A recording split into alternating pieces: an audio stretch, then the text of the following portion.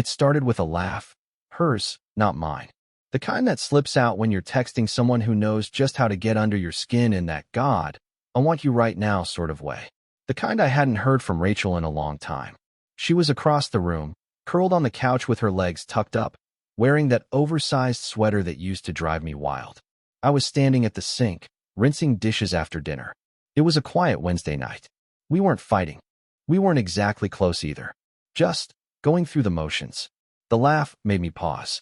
I glanced over, saw her eyes glued to her phone, thumbs moving quickly, the faint flush on her cheeks. For a moment, I told myself not to care. Married people text. Friends joke. It was nothing. But something inside me, a whisper, a sting, said, "Look closer." She got up a few minutes later to take a shower. Left her phone face down on the coffee table. Normally, I wouldn't touch it. I'd trained myself not to. Boundaries, trust, respect. All those sacred marriage mantras. But that laugh? That flush. I picked it up. The lock screen lit up as I touched it. Notifications, nothing out of the ordinary.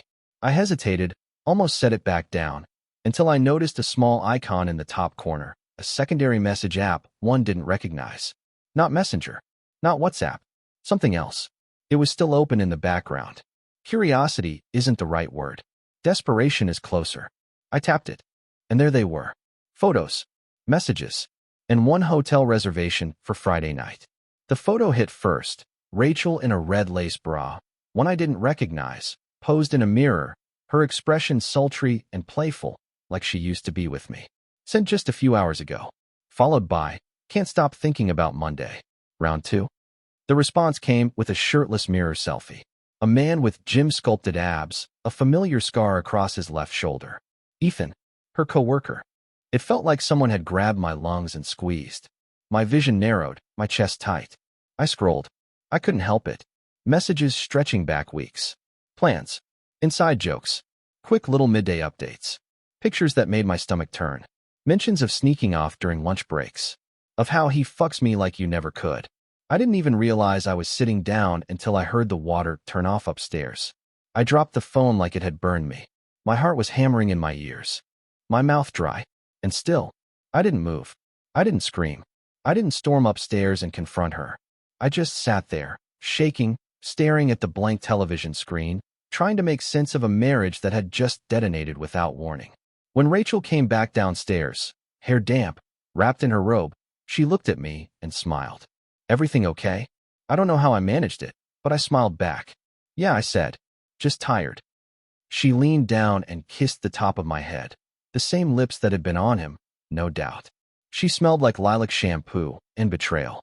I watched her walk upstairs, slow and casual, and I swear to God, I had never hated and loved someone more in the same moment. The worst part? I didn't say a word that night. Not a damn thing. I barely slept. I laid beside her, rigid, listening to her breathing, wondering how many times she'd lied to my face. Every trip, every working late excuse, every time she came home glowing, saying she'd had a great day. Was I that blind? Or just too willing to believe the best in her? My mind spun in circles. How long had it been? Why him? What did he have that I didn't? And God help me, a part of me still wanted to believe there was an explanation. That maybe I'd misunderstood. That it was some sick prank or mistake. But the messages were too clear. The photos too raw. The reservation too real. Friday night. Room 502. Downtown.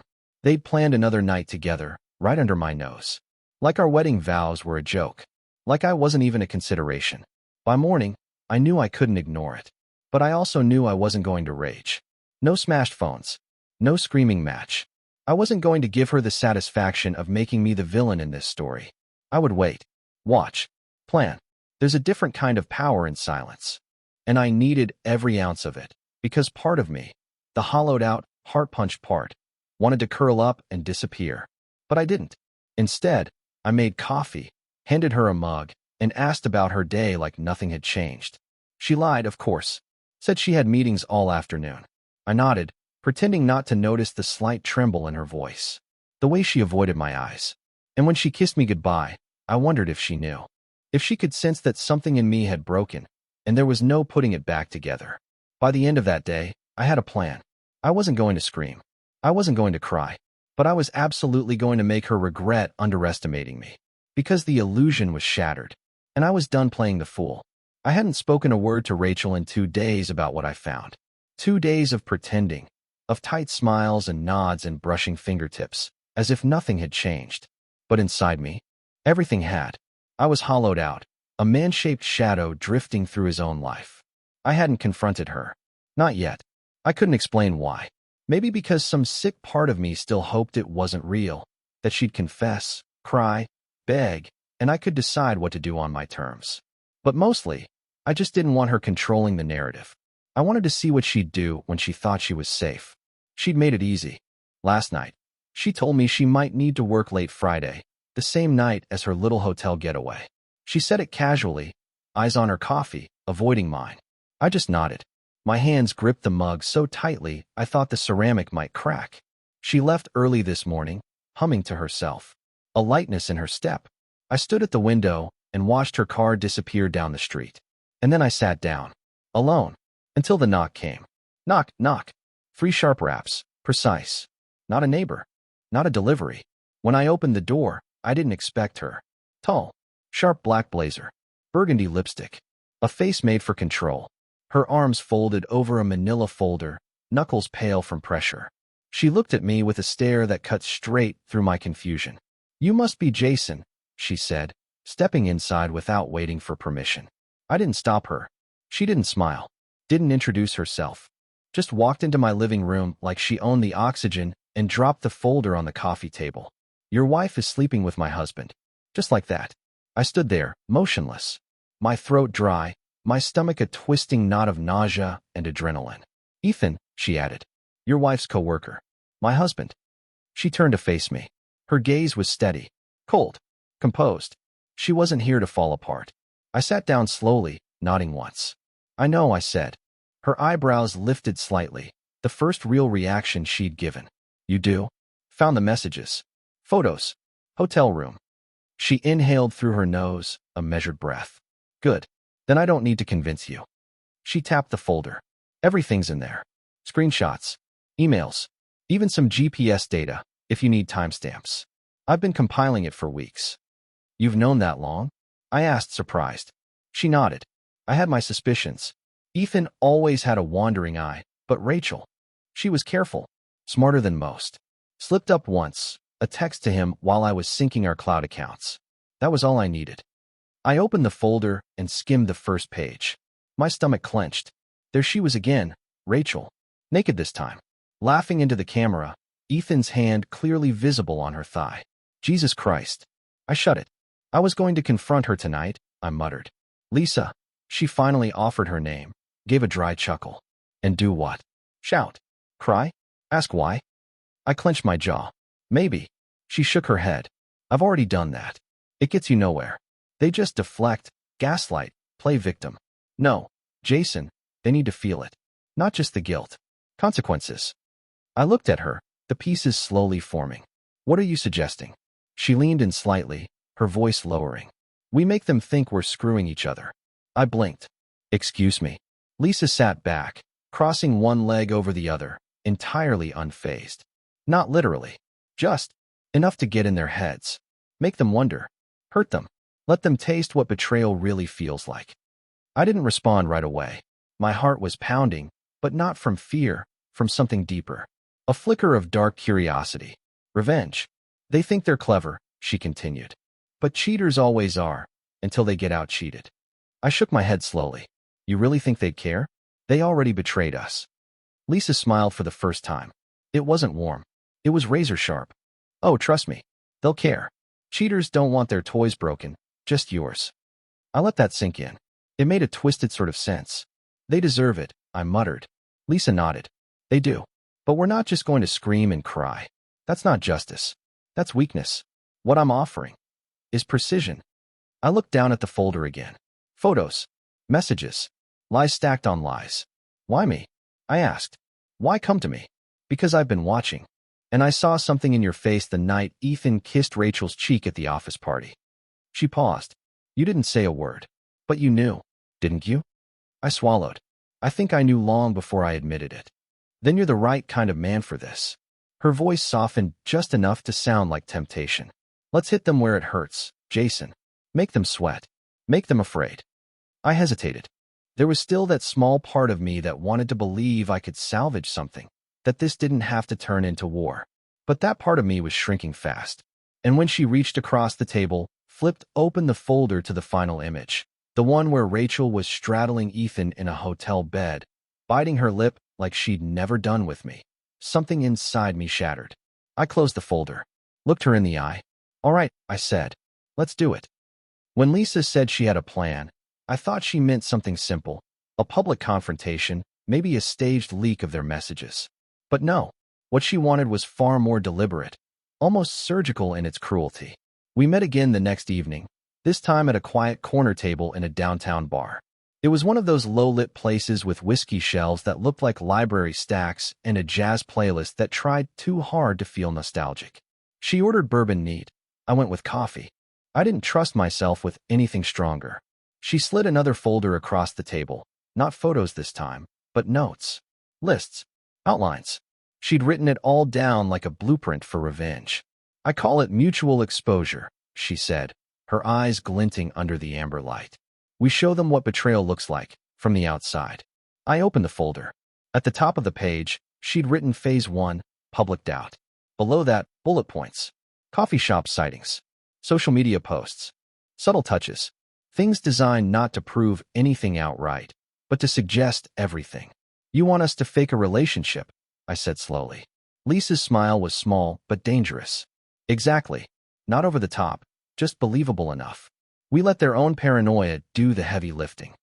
I leaned back, trying to process it. The idea was insane. Petty. Brilliant. I hated how much I liked it.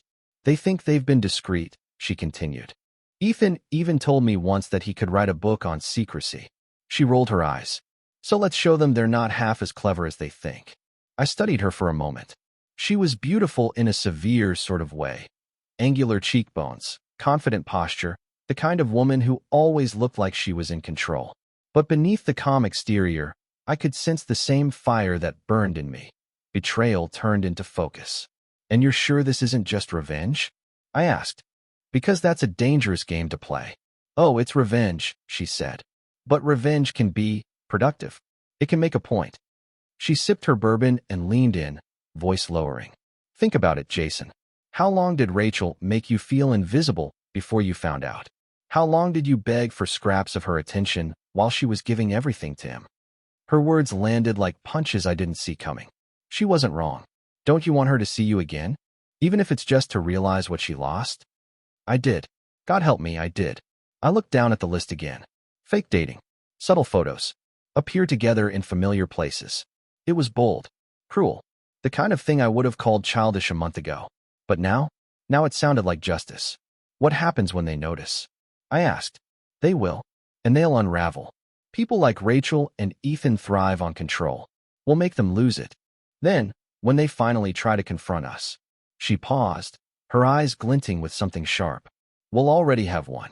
We sat in silence for a moment, the air between us heavy with unspoken anger. Then she reached into her purse and pulled out her phone. Here, let's start simple. She leaned across the table, closer than before. The scent of her perfume hit me, cedar and something faintly floral. Warm, disarming. Smile, she said. Before I could react, she snapped a photo. The two of us sitting close, the kind of picture that could easily be mistaken for something intimate. She typed something quickly and showed me the screen, a mock social media post. Unexpected company. Guess I'm not the only one who prefers honesty. She didn't post it yet, but the implication was clear. You really thought this through? I said. I've had time, she replied, her voice steady. A lot of nights staring at the ceiling while my husband was out working late. You planned things in the dark, Jason. You know that now. I did. I'd spent my own sleepless nights doing the same, though until now, I hadn't known what for. There was a strange energy between us as the evening went on. We kept refining the plan, deciding which spots to visit first, how to make it look natural. But every so often, I'd catch her watching me, not with pity, but with something else. Recognition, maybe. You're calmer than I expected, she said at one point. If I let myself feel everything I want to feel, I'd burn the whole damn city down, I admitted. She nodded slowly. Good. Keep that fire. Just don't let it consume you before we're done. When we finally left, the city air was cool against my face. I walked her to her car, the conversation still buzzing in my head. She paused before getting in. Jason, she said, her voice softer now. You should know, this won't end clean. Once we start, there's no pretending it didn't happen. You ready for that? I hesitated. Thought of Rachel's messages. Her laughter. Her lies. Yes, I said. I'm ready. Lisa studied me for a long moment, then smiled, the kind of smile that didn't quite reach her eyes. Good. I'll text you the first step. She slid into her car and drove away, leaving me standing on the curb, the tail lights fading into the dark. I stayed there for a long time, my heart hammering, the night pressing down around me. Somewhere between grief and fury, something new was taking root, something colder, sharper. By the time I walked back to my car, I realized what it was. I wasn't the victim anymore. I was the one writing the next move. And God help Rachel and Ethan when they realized it. Lisa wasn't kidding when she said she'd text me the first step. The message came early Saturday morning, just a single line. Coffee at 10. Dress like you're trying, not like you care. That became her mantra for the next few weeks. Act natural, but look intentional. Be casual enough to pass as coincidence, yet calculated enough to sting. Our first appearance was at a small cafe downtown. It was the kind of place Rachel loved, reclaimed with tables, overpriced croissants, and soft acoustic music. I knew she came there with Ethan sometimes after work. I'd seen the charges on our joint account.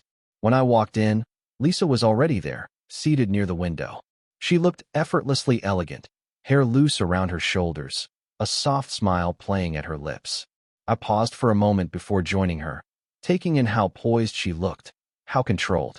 Right on time, she said, not looking up from her cup. You didn't tell me Rachel might actually come here. I muttered. That's why I picked it. She smirked.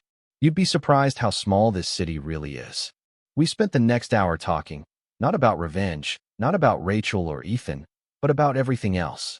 The weather, the book she was pretending to read, even music. It was strange, easy, almost normal. But the tension beneath it was always there, a current neither of us wanted to name. Halfway through my second cup of coffee, I saw her. Rachel. She walked in wearing sunglasses, her hair tied back, that same fake professional smile plastered on her face. And right beside her, Ethan. Of course. Lisa noticed before I even said a word. Don't look, she murmured, stirring her coffee. Just follow my lead. She leaned forward, close enough that I caught the scent of her perfume again. She touched my wrist lightly, a simple gesture, but deliberate. Her eyes met mine, soft and full of something that looked dangerously like affection. I didn't have to fake much. I felt Rachel's presence before I saw her reaction. That small shift in the air when someone realizes they're being watched. I turned my head just enough to catch her reflection in the glass. She'd frozen mid-step, her hand tightening around Ethan's arm. Bingo, Lisa whispered. We stayed another 15 minutes, laughing just a little too loud, leaning in a little too close. Every time Rachel glanced over, Lisa would smile at me like we shared a secret. By the time we stood to leave, Rachel's jaw was set in that way I knew all too well, the look she got when she lost control of a situation. Outside, I exhaled a breath I hadn't realized I was holding. Jesus, I muttered. That was effective. Lisa finished. Yeah, that's one word for it. She looked pleased, but her smile softened. You handled it well. You didn't overplay it. I wasn't playing, I said before I could stop myself. Her eyes lingered on me for a moment. Good, she said quietly. Keep it that way. Over the next 2 weeks, we escalated.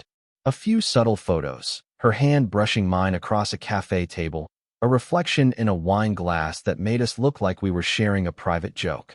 She posted one of them, the caption vague enough to sound innocent, but pointed enough to cut. Sometimes the right company makes all the difference. Rachel didn't comment, but I knew she'd seen it. That night, she came home tense, quieter than usual. I could feel her eyes on me at dinner, studying me like she was trying to solve an equation that no longer made sense. Rough day? I asked, keeping my tone casual. She hesitated. Just busy. MHM. We ate in silence. I didn't push. The silence did the talking for me. A few days later, Lisa and I took it a step further. We accidentally showed up at the same restaurant Rachel and Ethan frequented, one of those sleek, dimly lit places downtown with an open kitchen and overpriced steak. The hostess recognized Lisa instantly. "Table for two." "Yes," Lisa said smoothly. "By the window, please." We hadn't even sat down before Rachel and Ethan arrived. I caught the flicker of shock cross his face before he masked it with that fake corporate grin. Rachel, though, her reaction was pure venom. Lisa saw it too. She smiled sweetly. "Don't stare," she whispered. "They'll come to us." And they did. Halfway through the meal, Rachel excused herself from her table. She passed us on the way to the restroom, her perfume heavy, her movements stiff. When she glanced my way, I met her eyes for the first time in days. "Evening," I said simply. Her lips parted, but no words came out. She just nodded and walked off. Lisa grinned. "Perfect. She's going to ask questions," I said. "That's the point. The more she asks, the more Ethan lies.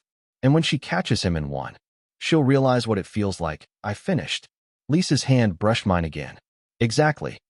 By dessert, I was starting to believe in her strategy, not just because it worked, but because of how Rachel looked at me when we left. It wasn't guilt anymore. It was jealousy.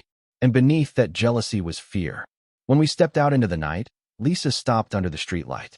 "You saw it, didn't you?" "Yeah," I said quietly. "I saw it." She smiled, softer this time. "Then we're just getting started." We stood there for a moment, the glow of the city reflecting in her eyes. Something about the silence between us shifted, less like partners in revenge, more like two people teetering on the edge of something neither of us could name. For the first time in weeks, I didn't feel broken. I felt alive, dangerous. And Rachel? She finally looked like the one falling apart. It started with late-night calls. At first, they were strategy, logistics. "Let's meet at this place. Here's what I want the next photo to look like." Did Rachel say anything today? But then the topics drifted, and the time got later. By the third week of our arrangement, Lisa and I were on the phone most nights past midnight. Sometimes talking, sometimes just listening to each other breathe. I told her things I hadn't told anyone. How Rachel used to make me feel like I was enough, until she didn't. How I used to surprise her with flowers for no reason. How she stopped touching me, little by little, until it felt like I was invisible in my own home. Lisa listened always, never interrupting. And when she did speak, her voice had this low warmth to it, like she wasn't just hearing me, she understood.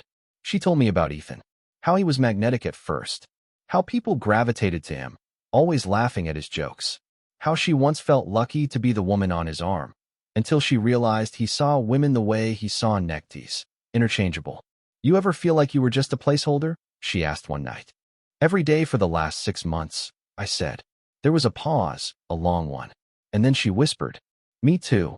After that, the calls got quieter, more personal. We started sharing songs we loved, books we remembered, little pieces of ourselves we'd buried for the sake of our marriages. And I started looking forward to her voice more than I wanted to admit. Our next appearance was at a bookstore Rachel used to drag me to on lazy Sundays. Lisa picked it intentionally. She said nostalgia made the blade sink deeper. We weren't holding hands. We didn't kiss. But we were laughing. I'd forgotten what that felt like. Not the kind of laughter you fake to keep up appearances, but real, gut-level laughter. She made me feel seen. Like I wasn't just a betrayed husband, but someone who still had value. Halfway through browsing, she turned to me holding a hardcover. "You ever read this?" I looked at the cover. Norwegian Wood by Murakami. College. Made me feel things I didn't know I could at the time. She smiled. "That's exactly what it's supposed to do." There was a long pause, not awkward but charged. She wasn't just looking at me. She was seeing me, really seeing. And I realized I'd stepped over a line in my heart, even if nothing physical had happened. The pretend was starting to feel real. That scared the hell out of me. The next day, Rachel asked me if I was happy. We were sitting at dinner, frozen pizza, wine she'd barely touched. She stared at me from across the table like she was trying to measure my temperature. "What kind of question is that?" I asked, playing dumb. She shrugged. "Just curious. You've seemed different lately." I held her gaze. "Maybe I am." Her lips pressed into a line. She didn't follow up, but something shifted in her posture, and for the rest of the night, I caught her glancing at me when she thought I wasn't looking. It was working. She was unraveling. But so was I. That weekend, Lisa invited me over. Not for a photo, Not for a public stunt. Just to talk. She said she had a new idea for the plan, but when I got there, she didn't bring it up. Instead, she cooked. I wasn't trying to seduce you, she said with a crooked smile when she saw my expression. Just tired of eating alone. We sat on her balcony, dinner plates in our laps, watching the lights of the city flicker below. It was quiet. Intimate in a way I hadn't felt in years. I missed this, I admitted. What? Someone caring enough to ask how my day was. Someone laughing at my stupid stories. Just warmth. She didn't answer at first, but after a while, she said softly, I missed that too. We sat in silence again, and then I looked at her, really looked at her. Not as an ally, not as a co-conspirator, but as a woman. A woman who was strong, smart, guarded, but still vulnerable. And I realized I was in trouble, because what started as an act wasn't an act anymore. We didn't kiss that night, but when I left, she hugged me, a real, grounding embrace. No pretending, just quiet, aching connection. Her hands lingered on my back, and I found mine doing the same. When we pulled away, neither of us said anything, but we both knew. The lines were gone. Back home, I lay in bed while Rachel showered. I stared at the ceiling, heart pounding, guilt clawing at my ribs. What was I doing? I hadn't touched Lisa. Not in the way Rachel had touched Ethan. Not in the way that shattered us. But still, I felt like I was betraying something. And maybe that was the moment I realized. The marriage had already died. I'd just been trying to resuscitate a ghost. Rachel came out of the bathroom in a towel, hair dripping. She didn't look at me as she got dressed. Didn't say goodnight. She just climbed into bed and turned away from me. And for the first time, I didn't feel the sting of rejection. I felt freedom. Because I was finally seeing what love wasn't. And maybe, just maybe, what it could be again. It was Lisa's idea, of course. This is where it all comes to a head, she said, sliding a sleek black envelope across the cafe table. Inside was an invitation, embossed, minimalist, upscale. A formal company gala. Ethan's company. Which, by extension, meant Rachel would be there too. He always brings her, Lisa added, sipping her tea with deliberate calm. She loves these things. The lights, the eyes on her, the chance to play the perfect couple. But this year, we're going. Together? I asked, still staring at the invitation like it might burn me. Lisa leaned in slightly. Jason, we've been planting seeds for weeks. It's time to harvest. I hesitated. I knew what showing up together would mean. Not just for them, but for us. There would be no pretending we didn't know. No room left for ambiguity. Are you sure this isn't too much? She tilted her head, a soft smile forming. Too much would be burning the building down. This is just a spark. The night of the gala, I wore a charcoal suit. I hadn't touched it since a friend's wedding 2 years ago. It still smelled faintly of dust and cologne. I looked in the mirror and barely recognized myself. Stronger, colder, awake. Lisa arrived in a deep emerald dress that caught the light with every step. Her hair was pinned up, loose strands curling around her neck. When she stepped into my apartment to wait for the car, I actually forgot how to speak for a second. You clean up well, she said, eyes scanning me like an artist inspecting her own creation. I managed to smile. You're something else. She looked at me, her expression shifting slightly. You don't have to pretend with me, Jason. I'm not pretending, I said. She held my gaze for a long, breathless second. Then she looked away. Let's go. The ballroom was a cascade of glass and golden laughter. Waiters weaved between guests with flutes of champagne, and a string quartet played something expensive in the corner. We entered like we belonged there. No hesitation. No glancing around. Lisa's arm threaded through mine, our bodies close, like we'd been doing this for years. The effect was immediate. Ethan saw us first. His jaw didn't drop, not quite, but I saw the flicker in his eyes. Recognition. Confusion. Then something sharper. Panic. Rachel turned next. She was radiant, as always. But the confidence she wore like armor faltered the moment her gaze landed on me. Her smile froze. Her eyes widened, just slightly. And for the first time since this entire mess started, I felt like I had the upper hand. We didn't approach them. That wasn't the point. We danced. Lisa's body moved effortlessly with mine, the music wrapping around us like silk. Her hand pressed against my shoulder, her lips dangerously close to my ear as she whispered, "They're watching." I didn't need to look to know she was right. "I feel like I'm in a dream," I murmured. "No, Jason. You're finally awake." The tension between us wasn't fake anymore. Every step, every glance, it was real, electric and dangerous. A chemistry born from pain, from partnership, from something we hadn't dared define yet. Between dances, we laughed, touched hands, took a photo, not for social media, just for us. A moment frozen in time, right before everything changed. Then, without warning, Rachel approached. "Jason," she said, her voice brittle. I turned slowly. Her smile was too bright, her eyes sharp. "Rachel," I said, like I was greeting a coworker from another life. She looked at Lisa, then back at me. "Didn't know you'd be here." Lisa answered for me. "We got a last-minute invite. Seemed like a fun night." Rachel nodded, jaw clenched. "You too close now." Lisa smiled sweetly. "You could say that." I didn't say a word. Just watched the color drain from Rachel's face. Ethan joined a moment later, placing a possessive hand on Rachel's back. He tried to smile at Lisa. She didn't return it. "Well," Rachel said, her voice cracking just slightly. "Enjoy the party." And just like that, they retreated, visibly shaken. We stood still for a few moments after they left. "That went well," I said. Lisa's expression shifted, softer now. "You okay?" I should be gloating, but mostly I just feel finished, like a door's closing. She nodded, then took my hand. "Let's leave. The part that matters is already done." The elevator was quiet. I don't know who leaned first. Maybe it was me. Maybe her. Maybe the tension just snapped and neither of us wanted to be the one to resist it anymore. There was no planning in the way our bodies moved. No revenge. Just something raw. Something born of being seen, finally, after months, no, years, of being invisible. Her hand on my chest. My fingers tracing the curve of her back. She kissed me like she meant it. And I kissed her back like I'd forgotten who I was. We didn't go home that night. Not separately, at least. And for the first time since Rachel broke me, I didn't think about her at all. The morning after the gala, I woke before Lisa. Her head rested on my chest, her breath steady against my skin, her fingers still curled lightly near my ribs. Sunlight leaked through the curtains of her apartment, cutting across the sheets like truth slicing through denial. It should have felt complicated, messy, wrong. Instead, it felt calm, like the storm had passed, and this was the silence left behind. I watched her sleep for a few minutes, caught in that fragile space between guilt and peace. A week ago, I wouldn't have imagined being here. Now I couldn't imagine not being here. But the silence didn't last.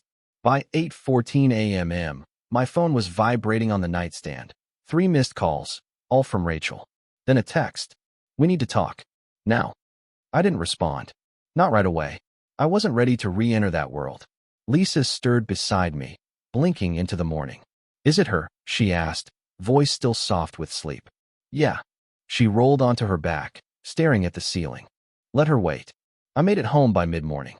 The house was too quiet, the kind of quiet that screams something is wrong. Rachel was waiting on the couch, arms crossed, legs jittering. She looked different, less polished. Makeup smudged, hair still damp from a rushed shower. She stood the moment I walked in. "Where were you last night?" she asked, voice tight. I set my keys on the counter. "Out." "Out where?" I met her eyes. "Does it matter?" Her lips parted, stunned by my indifference. "You didn't come home, Jason." I crossed the room slowly, not bothering to remove my jacket. "And what? That's new to this relationship. Or does your concern only count when it's me disappearing without explanation?" She opened her mouth, then closed it. "I saw you," she said after a beat. "At the gala. With her." I didn't deny it. "Yeah, you did." Rachel stepped closer. "Are you seeing her?" There it was. The irony. Thick, bitter. "You mean like how you've been seeing Ethan?" Her face twisted, cheeks flushing with shame or rage. "Maybe both." "It's not the same," she snapped. "Why not?" "Because," she stopped herself. "Because I didn't mean to hurt you."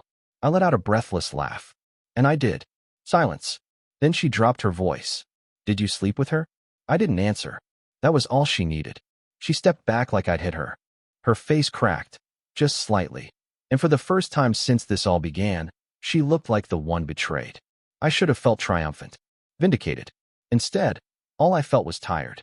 "You lied to me," I said, quieter now. "Over and over. You let me question my worth, my sanity. You turned our marriage into something disposable. Don't act like I'm the villain for finding something real in the wreckage you left behind. Rachel sank onto the armrest of the couch, her posture crumpling. I didn't think you'd move on so fast. No, I said. You didn't think I could. A few hours later, Lisa texted me. Ethan showed up. He knows. Wants to talk. I called her. What did you say? I told him if he wants a conversation, he can start by admitting the affair. Out loud. To my face. Think he'll do it. Lisa hesitated.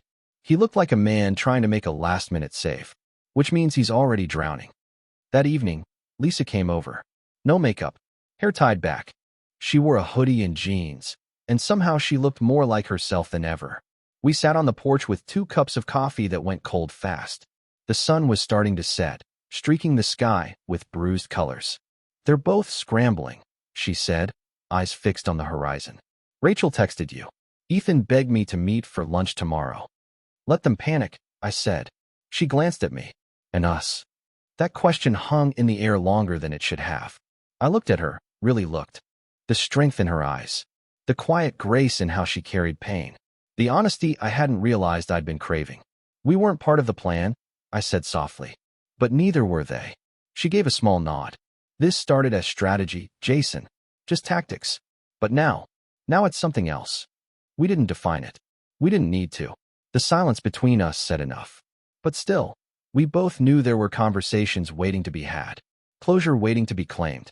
Wounds we'd have to choose to either let heal or keep picking open. I don't want to hurt anyone else, she said after a long pause. You didn't, I said. They did. She nodded, but didn't smile. That night, I slept without tossing. Not in her bed. Not in Rachel's. Just mine. Alone. And it felt like I'd claimed something back. Not revenge. Not justice. Myself. We needed to get away. Lisa suggested the cabin. Her parents owned it, tucked into the woods about 2 hours outside the city. It had no Wi-Fi, no cell service, and the kind of silence that felt like stepping into a memory. She said they hadn't used it in years. We packed light. Just a weekend bag each. No laptops. No plans. Just space. We didn't say we needed to clear our heads. We didn't talk about Rachel or Ethan as we drove. We just let the road unwind beneath us, a ribbon stretching towards something we didn't know how to define. The silence wasn't uncomfortable. It was heavy but honest, like we both knew what was coming.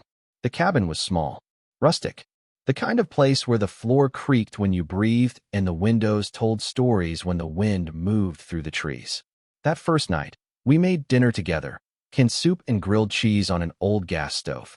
We ate on the porch, wrapped in blankets, watching the stars bloom overhead. I hadn't seen a night sky that clear in years. Lisa looked over at me, her expression unreadable.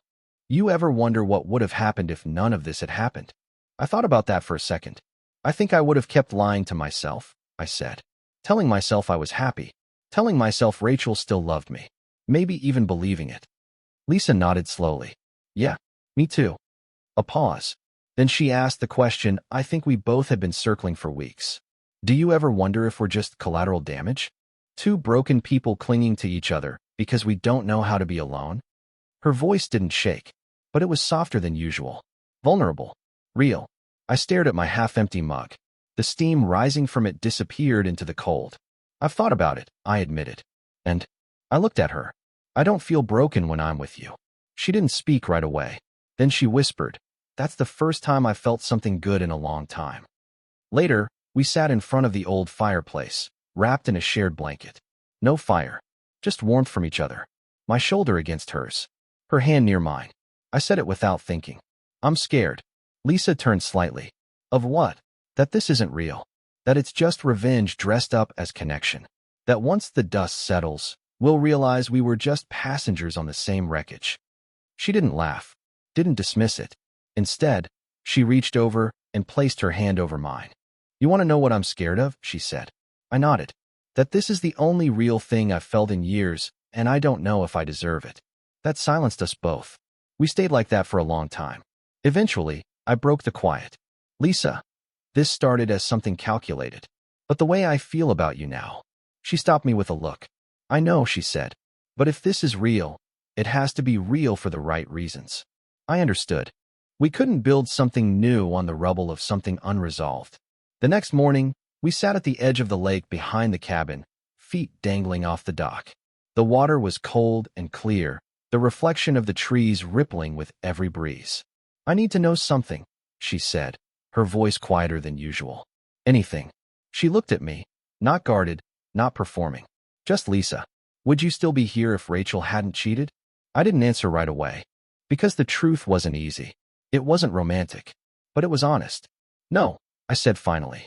I would have still been stuck, still trying to fix something I didn't break, still lying to myself.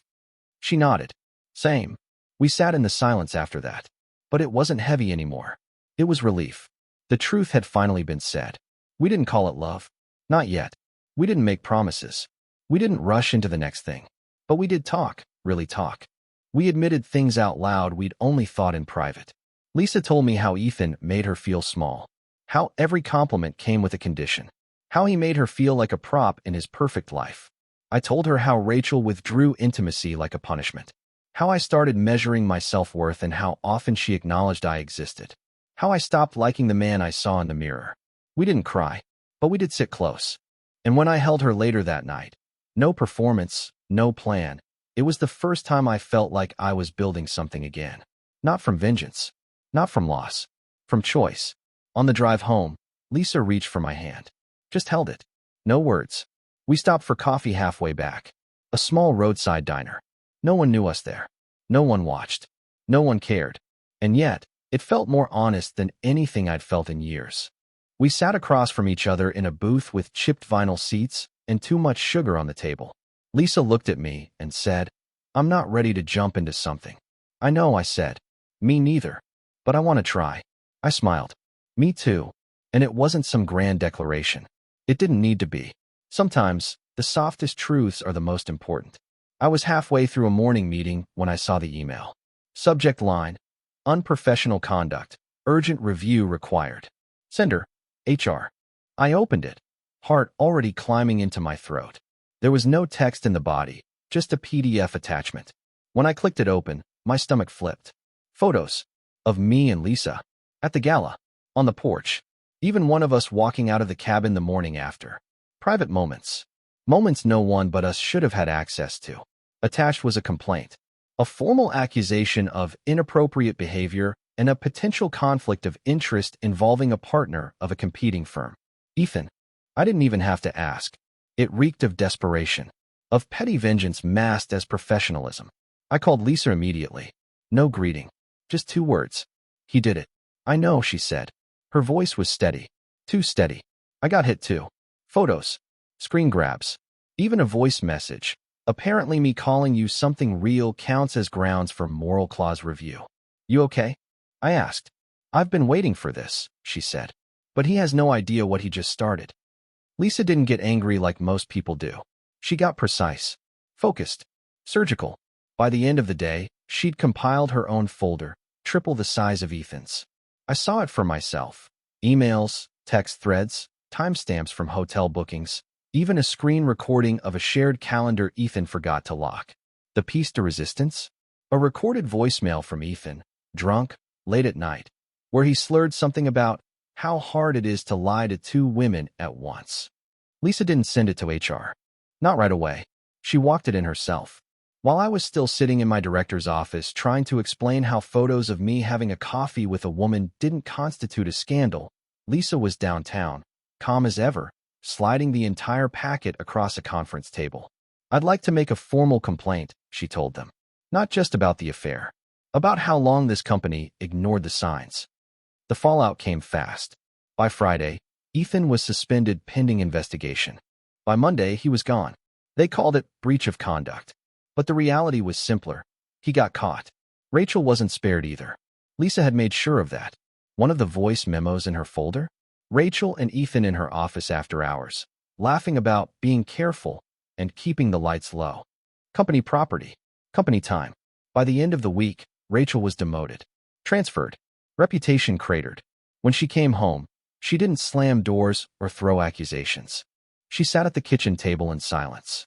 I stood across from her. "You did this," she said quietly. "No," I replied. "You did this. I just stopped covering for it." She looked up at me then, and for the first time in months, I didn't see pride or denial or excuses. I saw defeat.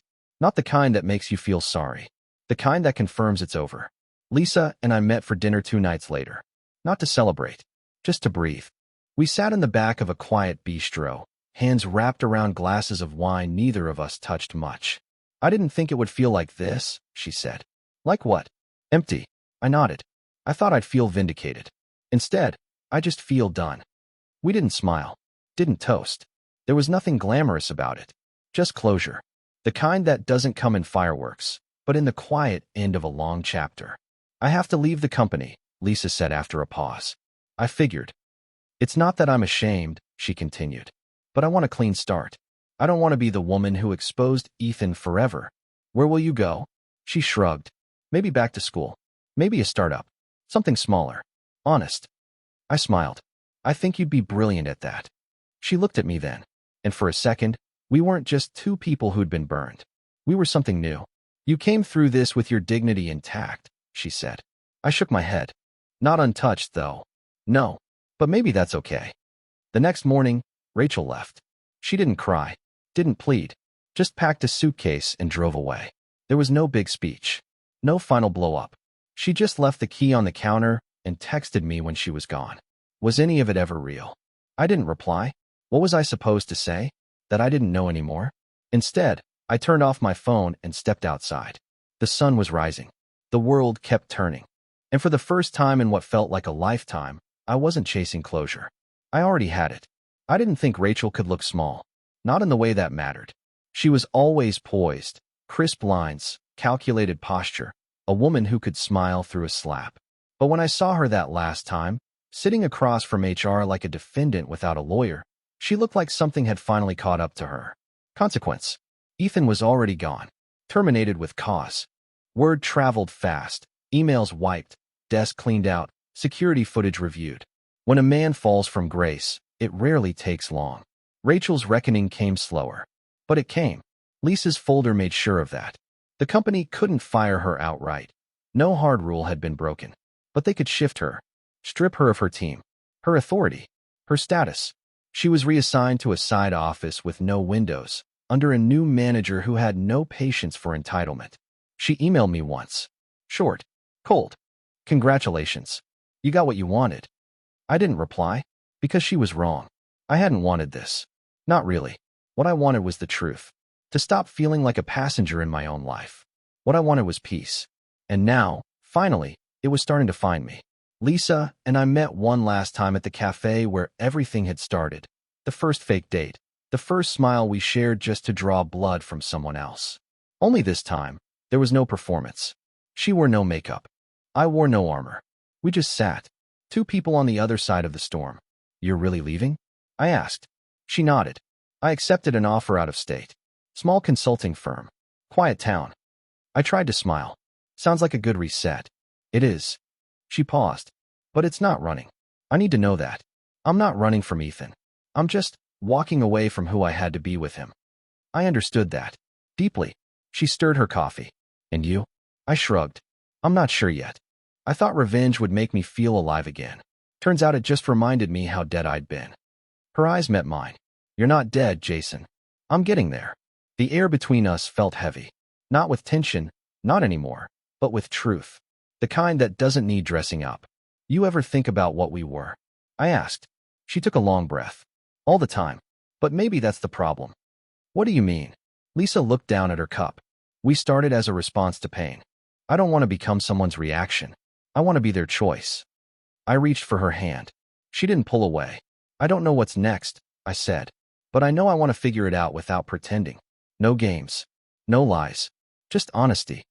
She smiled then, small but real. That's the first time you've said something that sounds like beginning, not ending. Rachel left the house within a week. We didn't divide things with screaming or lawyers. She didn't contest anything. I think part of her was too proud to fight, and another part was too tired. I kept the house. Not because it held good memories, but because it was mine now. No more ghosts walking its halls. Just me, learning to breathe again. The first night I slept there alone, I walked into every room and opened every window. Let it all out. Let it all go. It was quiet. Not empty. Free. Lisa texted me a few days before she moved. Leaving Friday. Got a place with trees in the backyard. And actual stars. I smiled when I read it. Then typed out a reply, then erased it. Typed another. Erased that too. Finally, I just wrote, "You'll be amazing. Keep the porch light on." Her response came a minute later. Always. Rachel never apologized. Not directly. But she sent a letter, handwritten, left in the mailbox after she'd already moved out. The envelope was unsealed. Inside was a single page. "I don't know who I became. I'm not asking for forgiveness. I just hope you find something better than what I gave you. Because you deserve that. Even if I didn't." I folded it once and placed it in the drawer with old receipts and spare keys. Not as a keepsake. As a reminder. Of what I survived. Of what I will never accept again. A week later, I passed by that same bookstore where Lisa first teased me with a Murakami novel. I went inside. Bought it. That night, I sat on my back porch, wrapped in an old blanket, reading the first chapter. The air was cool, clean. The kind of night that used to ache. But this time it didn't. It just felt still. 6 months. It's strange how quickly that time can pass when you're no longer carrying someone else's weight. Strange, too, how silence changes from something heavy to something healing. 6 months ago, I was a man drowning in betrayal. Now, I was packing for a trip with the woman who helped pull me from the wreckage. Lisa. She was standing across the room, folding clothes into a worn duffel bag, her hair tied up, sunglasses perched on her head, even though we hadn't left yet. She looked like freedom. "This is everything you're bringing?" I asked, motioning to her small bag. "I travel light," she said, grinning. "Not dragging the past around anymore, remember?" I smiled and zipped my own bag. "Where are we even going?" "I told you, it's a surprise." Lisa was like that now. Spontaneous. Not reckless, just untethered. She'd traded her high-powered job and skyline apartment for a smaller firm in a quieter city, but her world had expanded. It was mine that had finally caught up. When she first moved, we gave each other space. Intentional space. It wasn't an ending, just a pause, a test. Was this real, or just the fallout of pain? It didn't take long to find the answer. We started calling every day, then visiting, then talking about nexts. Not revenge, not recovery, just what came after. We rebuilt slowly, deliberately. No fireworks, just a steady warmth. Now here we were, 2 suitcases and a full tank of gas away from something new. We loaded the car just before noon. Lisa tossed her bag into the trunk and slid into the passenger seat with the ease of someone who'd done this before. Not just road trips, but this life with me. We were about to pull out when my phone buzzed. I glanced at it without thinking. Rachel. First message in months. Was any of it ever real? Just 7 words. I stared at the screen for a moment. Not angry, not bitter. Just reflective. Lisa noticed. "You okay?" I nodded, turned the phone off without replying, and dropped it in the glove box. "Wrong number," I said. Lisa smirked. "Good." The road opened ahead of us, long and sunlit, trees flickering past the windows like time unraveling in reverse. We played music, old playlists, new favorites. Lisa sang badly on purpose to make me laugh. I didn't know where we were headed, but for the first time in a long time, I didn't care. I wasn't chasing closure anymore. I wasn't performing a part. I was just here. With her.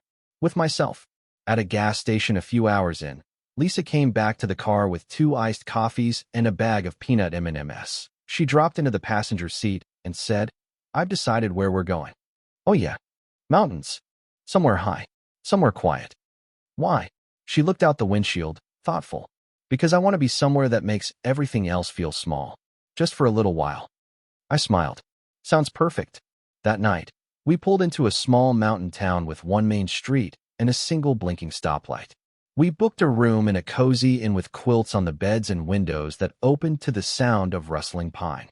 We didn't unpack. Just stepped onto the balcony and stood there, side by side, watching the last light drain from the sky. Lisa reached over and took my hand. "You ready?" she asked. I thought about it, about everything behind us. The lies, the heartbreak, the long nights wondering what went wrong. And then I looked at her. At us. "I am now," I said. Later, under a sky bruised with stars, we lay in bed together, not tangled with urgency or tension, but with ease. She traced circles on my chest with her finger and asked, "Do you still think about her?" "Sometimes," I said honestly. but not the way I used to. Not with longing. Just like a closed chapter. Lisa nodded. I think about him too.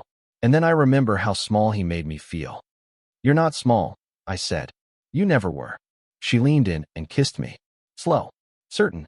And this time, it wasn't about proving anything. It wasn't about what we'd lost. It was about what we'd found. The next morning, we woke up early. Packed our bags. Checked out. We had no itinerary, no deadlines.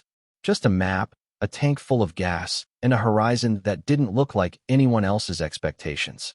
Lisa handed me coffee and grinned. Where to next? I looked at the road, the sky, her. And I said, let's just keep going.